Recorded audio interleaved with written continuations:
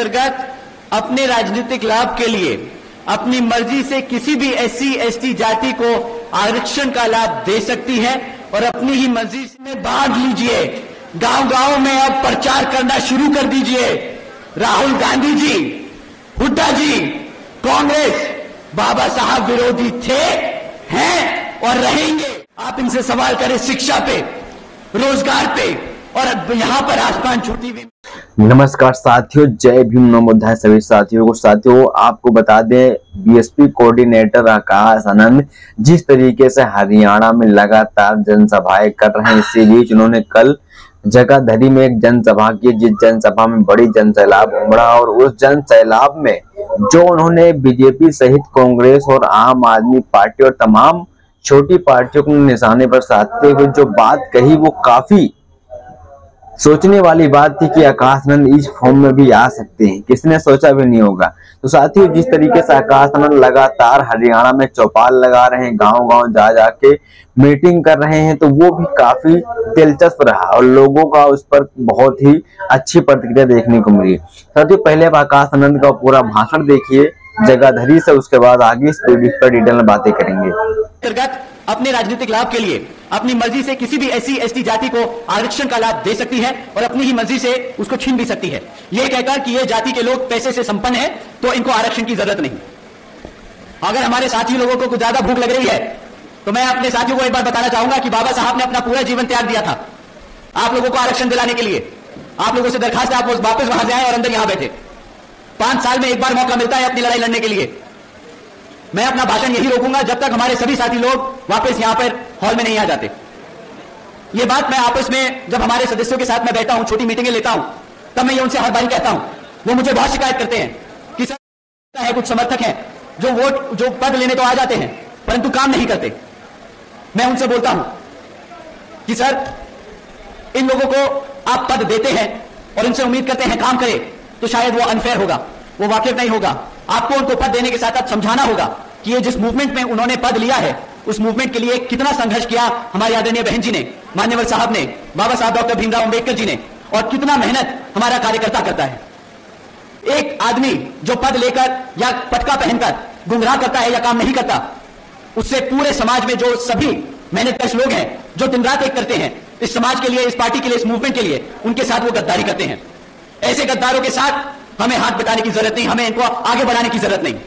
तो हम इनको आगे से इग्नोर करके चलेंगे। साथियों, मैं अपना भाषण दोबारा रिज्यूम करता हूं। मैं कह रहा था कि यहां पर राज्य सरकारों को यह ताकत दे दी इस जजमेंट ने कि वो अपनी मर्जी से किसी भी एससी एसटी जाति में से आरक्षण का लाभ देना चाहे वो दे सकती है। किसी भी एससी एसटी जाति से लाभ छीनना चाहती है आरक्षण का, तो वो छीन भी सकती है। साथियों, आप सभी जानते हैं आरक्षण की मूल भावना प्रतिनिधित्व की है, समाज को आगे बढ़ाने की है, लेकिन इसको बार बार गरीबी हटाओ योजना बनाने की कोशिश की जाती है कि कह के कि कोई जाति ज्यादा पैसे से संपन्न होगी तो उसको आरक्षण की जरूरत नहीं। साथियों, भाजपा और कांग्रेस ने यह सोची समझी साजिश के तहत जजमेंट पास कराकर देश से आरक्षण खत्म करने के लिए यह पहला कदम उठाया है। आदरणीय बहन जी ने इस फैसले पर सवाल उठाया है और पूछा है कि क्या जिन्हें आरक्षण का लाभ मिला है, क्या उनकी सामाजिक स्थिति बहुत बेहतर हो गई है, क्या उनके साथ आज भेदभाव खत्म हो गया है।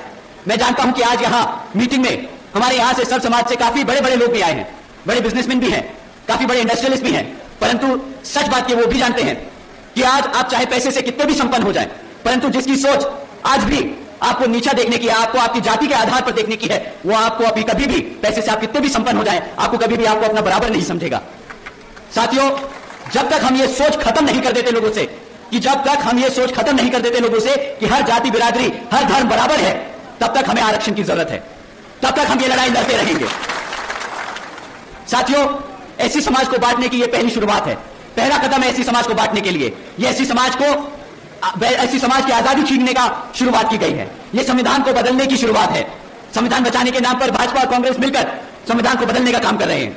आदरणीय बहन जी ने कहा है कि अगर यहां भाजपा के एनडीए और कांग्रेस की इंडिया अलायंस वाली पार्टियां, जिसमें सपा, आम आदमी पार्टी जैसी पार्टियां शामिल हैं, ये लोग अगर हमारे एससी एसटी समाज के आरक्षण के सच में हितैषी हैं, तो ये सब मिलकर पार्लियामेंट के जरिए रिजर्वेशन एक्ट को संविधान की 9वीं सूची में डालकर इसको हमेशा हमेशा के लिए सुरक्षित कर दें, ताकि रिजर्वेशन के साथ कोई भी छेड़खानी ना कर सके। साथियों, लेकिन ये बहन जी की मांग है, और इतना ही नहीं बल्कि बहन जी ने यह भी मांग की है कि जिस तरीके से ये जजमेंट पास किया गया है, आगे ऐसे जजमेंट पास ना हो। तो बहन जी की ये भी मांग है कि जुडिशरी में भी रिजर्वेशन लागू होना चाहिए, ताकि भविष्य में भी इस तरह के जजमेंट जो हमारे रिजर्वेशन के साथ खिलवाड़ करे वो कभी भी पास ना हो पाए। साथियों, कांग्रेस पार्टी की ओर से उनके राष्ट्रीय अध्यक्ष श्री खड़गे जी ने प्रेस कॉन्फ्रेंस कर यह कहा था कि आरक्षण तो पंडित नेहरू जी और गांधी जी की देन है। पहली बात, राहुल गांधी जी कहां थे वोट मांगने के लिए? तो वो खुद संविधान की किताब दिखाकर वोट मांगते फिरे पूरे देश भर, परंतु जब संविधान के खिलाफ ऐसे जजमेंट पास हो रहे हैं तो वो पूरे मीडिया से गायब हो गए। किसी भी मंच पर आकर उन्होंने अपना स्टैंड क्लियर नहीं किया। जबकि गांधी जी का कुछ ही समय में पोल खुल गया। वो विदेश में जाकर बोलते हैं कि जब हमारा अच्छा समय आएगा तो हम संविधान से आरक्षण बिल्कुल खत्म कर देंगे।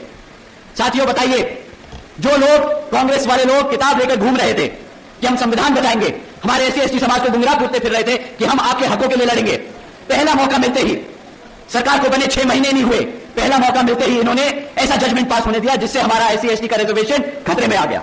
और अब जब रिजर्वेशन खतरे में आ गया तो इनके असली रंग रूप सामने आने लगे हैं।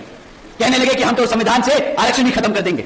यहां पे कितने हमारे एससी एसटी समाज के साथी लोग मौजूद हैं हॉल में? हाथ उठाकर आप लोग बताइए, आप ही बताइए मुझे कि आप लोगों को बोला नहीं था इन्होंने कि आपके हकों के लिए, आपके आरक्षण के लिए लड़ेंगे? बताइए साथियों, हाँ या ना? वही आदमी आज विदेश में जाकर आपके खिलाफ बोल रहा है। बताइए, धोखा किया कि नहीं किया? अब आप ही बताइए, क्या आप ऐसे धोखेबाज को सत्ता में आने देंगे? आने देंगे? उसको प्रदेश में घुसने देंगे? अगली बारी वो कदम रखने की कोशिश करे आपके जिले में, खदेड़ के बाहर फेंक देना, बता देना विरोधी कौन है, गद्दार कौन है यहां पर। दूसरी बात साथियों, कांग्रेस के राष्ट्रीय अध्यक्ष जी एससी समाज से आते हैं, ये सब जानते हैं। वो अगर बाबा साहब के संघर्षों को नजरअंदाज कर ये कहते हैं कि भाई ये तो पंडित नेहरू जी और गांधी जी की देन है आरक्षण, वो हमारे एससी समाज को गुमराह करने का काम कर रहे हैं, बांटने का काम कर रहे हैं। तो साथियों, ऐसे लोगों से भी हमें मान्यवर साहब ने ऐसे ही लोगों से मान्यवर साहब श्री काशीराम जी ने हमें इनसे संभल कर रहने को कहा था। इनफैक्ट इनके लिए तो आदरणीय मान्यवर साहब श्री काशीराम जी ने एक नाम भी दिया था, जो ऐसी होकर हमारे समाज को गुमराह करने का काम करते हैं। आप लोग जानते हैं उन्हें क्या कहते हैं? क्या कहते हैं? क्या कहते हैं? चमचा। कांग्रेस के राष्ट्रीय अध्यक्ष एक ऐसी समाज से आकर अगर बाबा साहब के काम को, संघर्ष को नजरअंदाज करते हैं तो वो कांग्रेस के क्या हुए? साथियों, ऐसे लोगों के लिए आज मान्यवर साहब श्री काशीराम जी ने किताब भी लिखी थी, चमचा युग। आप लोगों से दरखास्त है कि वो किताब जरूर पढ़िएगा, ऐसे लोगों से सावधान रहिएगा। तीसरी बात, पंडित नेहरू जी और गांधी जी आरक्षण तो दूर की बात है, वो दलितों के इतने विरोधी थे कि जब संविधान कमेटी के सदस्य चुने जा रहे थे तो बाबा साहब जी जिस लोकसभा से संसद में जाने वाले थे, तो वो पंडित नेहरू और गांधी जी ने वो कॉन्स्टिट्यूएंसी को ही पाकिस्तान का हिस्सा बनाकर उन्हें पाकिस्तान की संविधान कमेटी में भेजने का काम करा था। साथियों, जिन लोगों से बाबा साहब नहीं बर्दाश्त हुए, आप लोगों को लगता है कि बाबा साहब का दिया हुआ आरक्षण उन्हें बर्दाश्त होगा? आप लोगों को लगता है कि वो लोग आपके आरक्षण को बर्दाश्त कर पाएंगे? साथियों, ये बात आप अपने जहन में बांध लीजिए। गांव-गांव में अब प्रचार करना शुरू कर दीजिए। राहुल गांधी जी, हुड्डा जी, कांग्रेस बाबा साहब विरोधी थे, हैं और रहेंगे। राहुल गांधी जी, हुड्डा जी, कांग्रेस दलित विरोधी थे, दलित विरोधी हैं और दलित विरोधी रहेंगे। साथियों, राहुल गांधी जी, हुड्डा जी, कांग्रेस आरक्षण विरोधी थे, आरक्षण विरोधी हैं और आरक्षण विरोधी रहेंगे। राहुल गांधी जी जैसे नेता जो आरक्षण खत्म करना चाहते हैं, आप सब जानते हैं, आप सब जान लीजिए, संविधान हमारी पहचान और आरक्षण हमारी आजादी छीनने नहीं देंगे आपको, छीनने नहीं देंगे आपको। साथियों, इन्हें तो अपने ही हरियाणा की दलित बेटी बर्दाश्त नहीं होती। बाबा साहब, मान्यवर साहब, आदरणीय बहन जी और हमारा समाज तो दूर की बात। आप सबने देखा होगा, इन लोगों से हमारे हरियाणा की दलित की बेटी बर्दाश्त नहीं होती। आदरणीय शैलजा जी के लिए हुड्डा के समर्थकों ने कितना बुरा भला बोला, वो सब आप लोगों ने देखा। एक बड़ी दलित नेता है वो, शैलजा जी का हम पूरा आदर सम्मान करते हैं और इस मंच के माध्यम से हम ये पूरे हरियाणा को बता देना चाहते हैं कि आप एक दलित होकर अपना पूरा जीवन कांग्रेस को समर्पित कर सकते हैं, परंतु तब भी ये कांग्रेस आपको वो सम्मान नहीं दे सकती जो आपकी अपनी पार्टी बहुजन समाज पार्टी देती है। साथियों, मैं ये दोबारा दोहराऊंगा, राहुल गांधी जी, हुड्डा जी, कांग्रेस दलित विरोधी थे, दलित विरोधी हैं और दलित विरोधी ही रहेंगे। साथियों, मैं आप सबका ध्यान यहां विधानसभा चुनाव में होने वाले कुछ मुद्दों पर लेके आना चाहूंगा। साथियों, यहां पिछले 10 सालों से हरियाणा में भाजपा की सरकार चल रही है और अब जब चुनाव हमारे सर पर है तो ये भाजपा के लोग भी आप लोगों के बीच में आकर आपसे विभिन्न तरह के वादे करेंगे, आपसे वोट मांगने का काम करेंगे। परंतु साथियों, आपको इनसे सवाल करने होंगे। कभी भी जाति और धन के आधार पर मत सवाल करिएगा जो सत्ता में बैठा है। इनसे आपको मैं दरखास्त करूंगा कि आप सवाल करें इनसे, आप इनसे सवाल करें शिक्षा पे, रोजगार पे और यहां पर आसमान छूटी हुई महंगाई पे। साथियों, यहां आज इतनी बड़ी संख्या में हमारी माताएं बहनें बैठी हैं, हमारे बड़े बुजुर्ग बैठे हैं। मैं आप लोगों से पूछना चाहूंगा, आप लोग इन सबको जरूर से सुनिएगा, क्या मिला आपके बच्चों को शिक्षा के नाम पर? बीजेपी की सरकार के चलते हुए साथियों, पिछले 10 सालों में सरकार ने यहां पर 5000 से ज्यादा प्राइमरी स्कूल्स बंद करने का काम किया है। एक तरफ यहां पे पढ़ने लिखने की बच्चों की संख्या दिन प्रतिदिन बढ़ती जा रही है और दूसरी तरफ यहां पर ये भाजपा वाले हमारे बच्चों के प्राइमरी स्कूल बंद कर रहे हैं। इतना ही नहीं साथियों, आज 2200 से ज्यादा सरकारी सीनियर सेकेंडरी स्कूल्स में 1000 से ज्यादा स्कूलों में प्रिंसिपल्स तक नहीं है। हमारे सीनियर स्कूल्स में, सीनियर सेकेंडरी स्कूल में अगर प्रिंसिपल नहीं होंगे तो हमारे बच्चों को पढ़ाएगा लिखाएगा कौन? इतना ही नहीं, बल्कि 2017 से हमारे एससी एसटी ओबीसी समाज के छात्रों के जो स्कॉलरशिप का पैसा था जो सरकार से मिलता है वो भी इन लोगों ने हमारे बच्चों को नहीं दिया। साथियों, जब आपके बच्चों के स्कूल बंद कर दिए जाएंगे, जब आपके बच्चों के स्कूलों में शिक्षकों को भर्ती नहीं किया जाएगा, उनके स्कॉलरशिप का पैसा रोका जाएगा, तो आप ही बताइए कि आपके बच्चों के भविष्य से यह खिलवाड़ होगा कि नहीं? बताइए, आपके बच्चों का भविष्य खतरे में डाला कि नहीं? यहां मेरे सभी युवा साथी हैं, आप बताइए कि आपकी पढ़ाई से खिलवाड़ किया कि नहीं? अरे अगर पढ़ाई से खिलवाड़ किया तो जरा बताओ चंडीगढ़ को कि खिलवाड़ किया और दोबारा नहीं दोहराने देंगे। यहां पर दर्शन लाल खेड़ा को जिताकर विधानसभा में भेजने का काम करेंगे, वो यहां पे आपके बच्चों की शिक्षा के लिए काम करेंगे। साथियों, पिछले 10 सालों में यहां पर मिला है तो सिर्फ क्या?